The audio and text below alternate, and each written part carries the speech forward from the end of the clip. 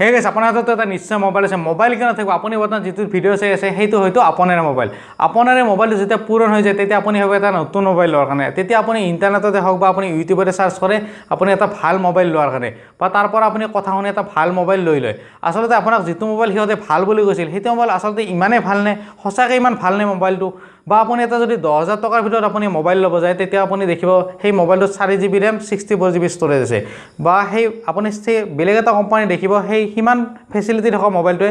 আপুনি 8,000 টকাত পাব আচলতে কোম্পানীবিলাকে ইমান কম টকাত কেনেকৈ দিব পাৰে আপুনি এটা মোবাইল লোৱাৰ আগতে আচলতে কি বস্তু চাব লাগে সকলোখিনি কথা আজি এই ভিডিঅ'টোত ক'বলৈ চেষ্টা কৰিম আপুনি যদি এই ভিডিঅ'টো সম্পূৰ্ণকৈ চাই ন মই আপোনাক 100% গেৰাণ্টি দিছোঁ আপুনি আৰু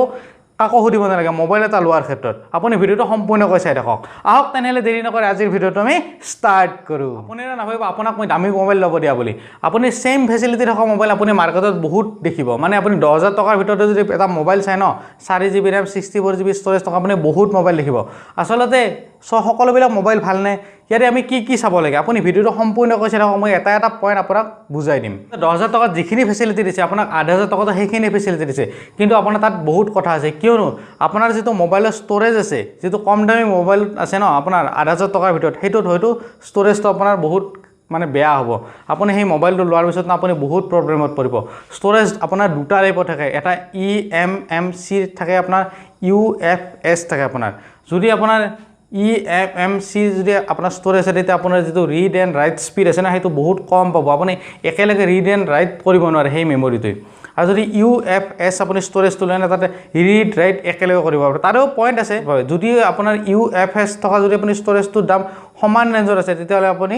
UFS থকা আপুনি ষ্ট'ৰেজ থকা মোবাইলটো ল'ব এই কথা আহিল ৰেমৰ ক্ষেত্ৰত আপোনাৰ বহুত কথা আছে কোনটো ৰেম আপোনাৰ কোনটো মোবাইলত দিছে আপোনাৰ যদি কম দামী মোবাইল হয় ন আপোনাৰ তাতে ল' কোৱালিটিৰ ৰেমটো দিব বা যদি ভাল কোৱালিটি দিয়ে সিহঁতো আপোনাৰে লাভ আছে কিন্তু আপুনি চাব লাগিব তাত কোনটো ৰেম আচলতে সেই মোবাইলটোত ইউজ কৰিছে যেনে DDR2 ৰেম আছে DDR3 ৰেম আছে DDR4 ৰেম আছে আচলতে সেই মোবাইলটোত কোনটো ৰেম মানে সিহঁতে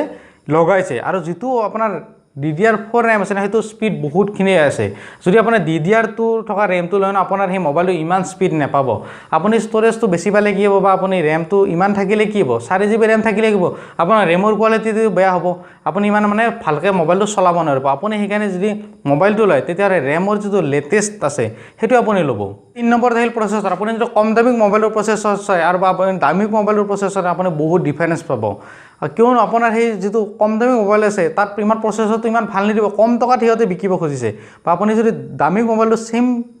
ফেচিলিটি থকা মোবাইলটো দামত ল'ব খোজে না তাত প্ৰচেছৰ হয়তো ভাল থাকিব যদি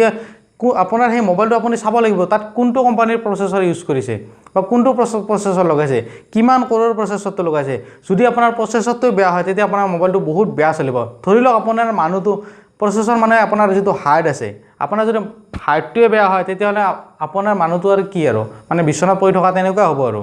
যদি আপোনাৰ মোবাইলটো প্ৰচেছৰ ভাল হয় তেতিয়া আপোনাৰ মোবাইলটো বহুত ভাল চলিব সেইকাৰণে আপুনি মোবাইল এটা লোৱাৰ আগতে প্ৰচেছৰটো যাতে আপোনাৰ ভাল হয় সেইটো আপুনি লক্ষ্য কৰিব এই 4 নম্বৰ পইণ্টটো হ'ল ডিছপ্লে আমি মোবাইল এটা লোৱাৰ আগতে ডিছপ্লেসমূহ সকলোৱে চাওঁ আমাৰ ডিছপ্লেখন যাতে ফুল ডিছপ্লে হয় আপুনি দেখিব কম দামী মোবাইলটোতো ফুল ডিছপ্লে আছে আপোনাৰ দামী মোবাইলটোতো ফুল ডিছপ্লে আছে কিন্তু আপোনাৰ তাতে বহুত কথা আছে আপোনাৰ এই ডিছপ্লেখন HD ডিছপ্লে হয় না আপোনাৰ ফুল HD প্লাছ ডিছপ্লে হয় আপোনাৰ যদি অনলি HD ডিছপ্লে হয় ন আপোনাৰ যিটো ভিডিঅ' কোৱালিটি বা ফটোৰ কোৱালিটি হয় না সেইটো ইমান এটা ভাল নাপাব বা আপুনি যদি সূৰ্যৰ তল বা বাহিৰত আপুনি ফুৰিব যাতে মোবাইলটো চাই ন আপুনি ইমান মানে স্পষ্ট নেদেখিব সেই মোবাইলটোত যদি আপোনাৰ ফুল HD হয় ডিছপ্লেখন তেতিয়াহ'লে আপোনাৰ ইমান এটা প্ৰব্লেম নাপায় আপোনাৰ ভিডিঅ' কোৱালিটি চোৱাত বা আপুনি ফটো কোৱালিটি চোৱাত বা আপুনি বাহিৰতো যদি যায় ন সূৰ্যৰ তাপৰ বা আপুনি বাহিৰত ঘূৰি ফুৰিলে তেতিয়া আপোনাৰ সেই ডিছপ্লেখন ধুনীয়াকৈ দেখিব আপুনি মোবাইল এটা লোৱাৰ আগতে ডিছপ্লেটোৰ কথা আপুনি চাই ল'ব আৰু শেষত আৰু এটা কথা কওঁ প্ৰচেছৰৰ লগতে এটা লিংক আছে আপোনাৰ গ্ৰাফিক্স যিটো GPU আপোনাৰ যদি প্ৰচেছৰটো ভাল হয় তেতিয়া আপোনাৰ GPUটো ভাল হ'ব মানে গ্ৰাফিক্সটো ভাল হ'ব আপোনাৰ মোবাইলটোত কিন্তু গ্ৰাফিক্স আছে আপুনি যদি গেম খেলি ভাল পায় তেতিয়া আপোনাৰ গ্ৰাফিক্সটো বহুত ভাল লাগিব কিয়নো যদি আপুনি গ্ৰাফিক্সটো আপোনাৰ বেয়া থাকে ন তেতিয়া আপোনাৰ সিমান এটা গেমৰ এক্সপিৰিয়েঞ্চ আপুনি বহুত সিমান এটা ভাল নাপাব আপুনি গেম খেলি থাকিব কিবা গেম খেলি থাকিব আপোনাৰ যিটো বেকগ্ৰাউণ্ডত যিবিলাক বস্তু আহি থাকে সেইবিলাক ইমান কোৱালিটিত নাহিব আপুনি চাব আপোনাৰ যিটো আগৰ পুৰণ মোবাইল আছিল তাতে যদি আপুনি এতিয়াৰ গেম ইনষ্টল কৰি দিয়ে তেতিয়াহ'লে আপুনি দেখিব তাত পিকচাৰ কোৱালিটি বহুত বেয়া আহিব মানে আপোনাৰ যিটো গেমত চলাই থাকিলে যিখিনি বস্তু আহি থাকে ন সেইখিনি বহুত বেয়া হ'ব এতিয়া যদি আপুনি দামী মোবাইলটোত লগাই দিয়ে তেতিয়া আপুনি দেখিব তাত গ্ৰাফিক্সটো বা বেকগ্ৰাউণ্ড যিটো বস্তু আছে কিমান ধুনীয়া আহে সেইকাৰণে আপোনাৰ যিটো গ্ৰাফিক্স আছে বা GPU আছে সেইটো আপোনাৰ বহুত কামৰ বস্তু আৰু সেইটো আপুনি চাই ল'ব মোবাইল এটা লোৱাৰ আগতে যাতে আপোনাৰ গ্ৰাফিক্সটো ভাল হয় আশা কৰিছোঁ এতিয়া আপুনি ভিডিঅ'টো চাই বুজি পালে আপুনি নতুন এটা মোবাইল লোৱাৰ আগতে এইকেইটা বস্তু আপুনি সম্পূৰ্ণকৈ চাই ল'ব আপুনি মাত্ৰ নেটত চাৰ্চ কৰা যিটো ষ্টাইল আছে সেইটো মাত্ৰ চেঞ্জ কৰিব আপুনি মাত্ৰ অলপ বেলেগকৈ চাৰ্চ কৰিব লাগে এইকেইটা বস্তু মই যিকেইটা বস্তু ক'লোঁ আপোনাক এইকেইটা বস্তু আপুনি চাৰ্চ কৰিব লাগিব কিন্তু আপুনি যদি বেলেগকৈ চাৰ্চ কৰিব লাগিব আপুনি ডাইৰেক্ট ইউটিউবত গৈ কোনটো মোবাইল ভাল কি মোবাইল ভাল তেতিয়াহ'লে আপুনি মোবাইল যিকোনো আপোনাক ভাল বুলি ক'ব আৰু সেইটো মোবাইল লৈ আপুনি লাষ্টত দেখিব আপোনাৰ সেই মোবাইলটো ইমান এটা ভাল নচলিব আশা কৰিছোঁ এতিয়া আপুনি ভিডিঅ'টো চাই বুজি পালে যদি আপোনালোকৰ ভিডিঅ'টো চাই ভাল লাগিছে তেতিয়া লাইক বটনত এটা লাইক কৰি দিব আৰু যদি আগলৈ এনেকুৱা ধৰণৰ ভিডিঅ' চাব বিচাৰে তেনেহ'লে মোৰ চেনেলটো ছাবস্ক্ৰাইব কৰিবলৈ নাপাহৰিব আজিলৈ এইখিনিয়ে ধন্যবাদ